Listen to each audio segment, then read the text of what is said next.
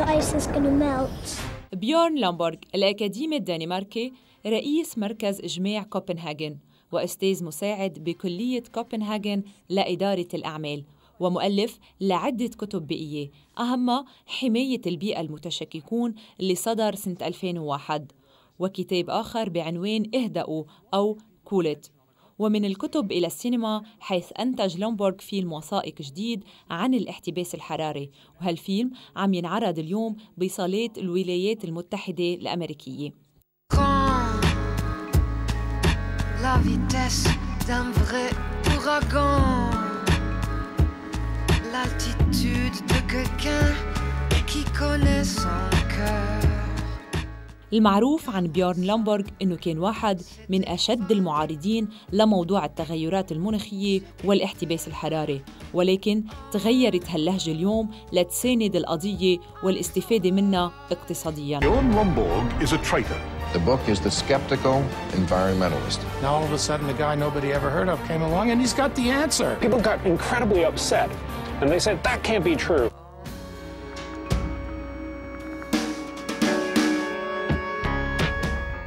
برنامج أخضر أزرق زار لومبورغ بمنزله بوسط العاصمة الدنماركية كوبنهاجن وكان إلنا هاللقاء الخاص. Bjørn Lomborg, you are one of the famous experts in climate change and global warming and policies. And now people are really scared about what is happening in the world. If you can we have an introduction about what is happening now and after COP15, and especially now you are going to Cancun conference also. Are you going? No, but I have a new film out on what we should be doing. Yeah. Well, listen, it's true that a lot of people are scared.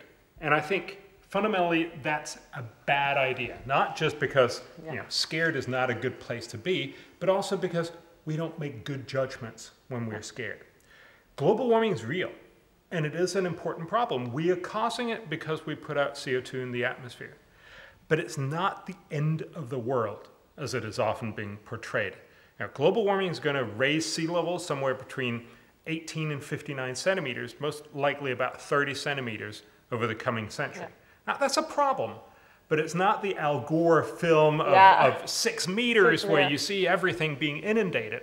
And it's important to recognize the difference because 30 centimeters is a problem, 6 meters is a catastrophe. And so what we need to start talking about is, okay, so how do we tackle this? And the truth is, we're not tackling it. We're making beautiful statements and doing nothing. And that's about the worst place we could be.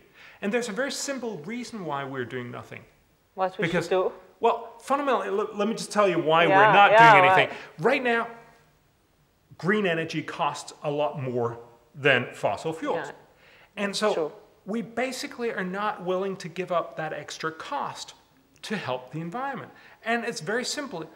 We don't want to stop heating or cooling our homes or flying or feeding the world as we do with fossil fuels. Remember, we don't burn fossil fuels to annoy Al Gore. We burn it because it powers pretty much everything we like about the modern world. And so telling people, no, sorry, you have to do with less is not going to work.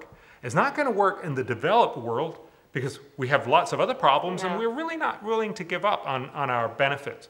But it's certainly not going to work in China and India, where we're essentially asking them, could you perhaps not lift out a couple 100 million people out of poverty? Of course they're not going to do that. You have a new book now. It's Cool It. Yes. And you mentioned about the cost of benefit of climate change. Yes. And every time in your interviews and your publication, you talk about the welfare economics. Yes. What do you mean with welfare economics?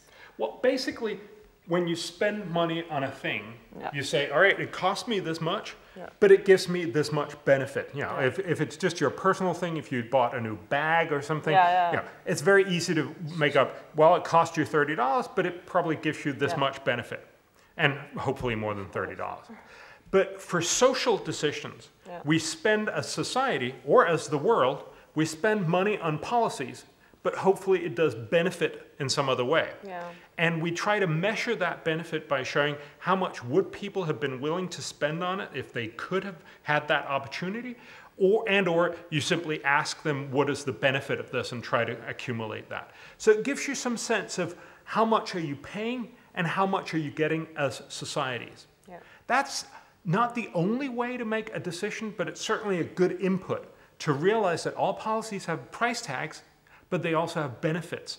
And trying to weigh those costs and benefits is a good way to make a separation between bad policies and good policies. 2 years ago, you were blaming all the experts of climate change and the government, and now you are like you are dealing with governments that to work on climate change and to have more and more research, and that's why I was really confused about it. Well, listen, the governments are still playing this, and I would still blame them for trying too hard. And they're still picking the wrong solutions. I mean, we're going to Cancun on November 29th. They don't have any agenda now. And basically, they're going to do the exact same failed strategy. Listen, it's failed for 18 years. Are you against Cancun now? Well, they should be on the field and working on other issues? Well, I think fundamentally Cancun is going to manage to do nothing. Yeah, Cancun, it's like COP15. Absolutely. COP15, for 18 years, since Rio in 1992, we've been trying the same approach. We've been trying the Kyoto approach. It's failed for 18 times. Yet everybody's solution was to say, let's try 19th time. حسب ما بيقول بيورن لومبورغ إنه نحن اليوم بحاجة ل$100 بليون لمواجهة التغيرات المناخية.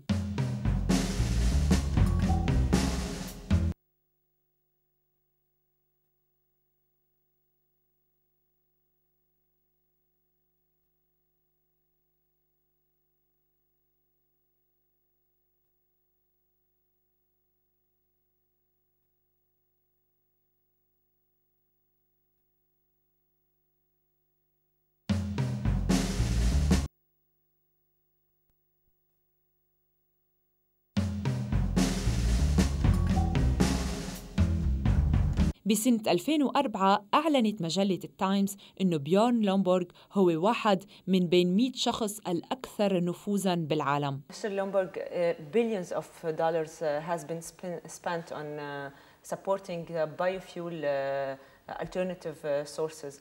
Why do you think? Because you are totally against biofuel alternative sources, and now do you think the new technology it will be the best solution?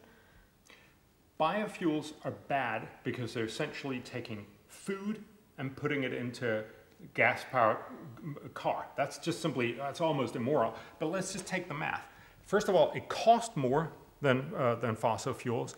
It drives up the food price. It causes more people to starve. And it actually means that we end up cutting down more rainforest, which means we all know end up emitting more CO2. Al Gore's film, that's a brilliant film. The only problem is that a lot of it isn't true, and a lot of it that is true is misinterpreted. It was designed to scare you. The tagline of Al Gore's film is, "This is the most terrifying film you'll ever see." Science has been hijacked by alarmists, and the public are given to believe that they are to blame. We start washing our clothes with stones. I'm completely off electronics. Energy efficient light bulbs. Recycle more, drive hybrids. These are great things. By all means, let's do them. But let's not kid ourselves and believe that this is what's going to fix the problem. Bjørn Lomborg, you have a new film now. You have a new movie about climate change and global warming. Are you planning to be the second Al Gore? Actually, I didn't watch the film, but I hope that we have like a positive and more explanation, because really people are scaring from everything concerning global warming. Yeah.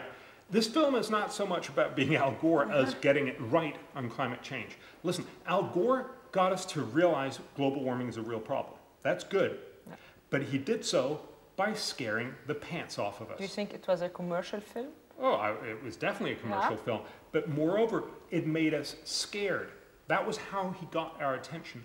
And that is not a good place to be. Partly because it's wrong, but partly because it also makes us make very bad decisions. Okay. And so my film is really about moving beyond Al Gore, saying global warming is real, but we need to roll back the fear and start thinking about the amazing number of potentially smart solutions.